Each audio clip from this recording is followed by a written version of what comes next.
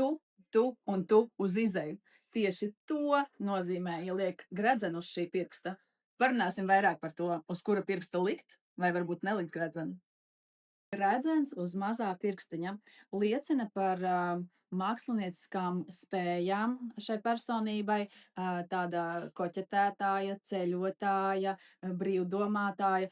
Romā, starp citu, tiek uzskatīts, ka sievietei, kurām ir gredzens uz mazā pirkstiņa, ir brīva no attiecībām. Uz zeltneša mēs ļoti bieži nesājam uz zeltneša gredzenu, saka, ka vēna no šī pirksta ir savienota ar sirdi. Tieši tāpēc mēs izvēlamies šeit bieži vien likt laulības gredzenus, kas ir interesanti. Postpadomijā mēs liekam uz labās rokas laulības gredzenu, bet daudz viet pasaulē izmanto tieši kreiso roku.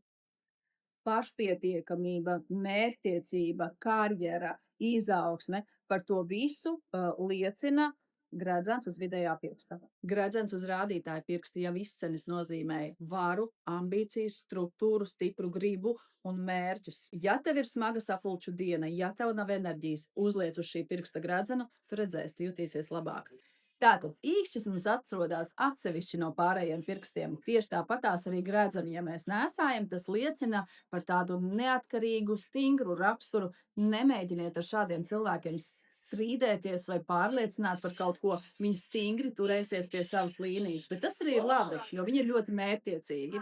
Vēl tiek uzskatīts, ka mīkšķis atbild par Marsu.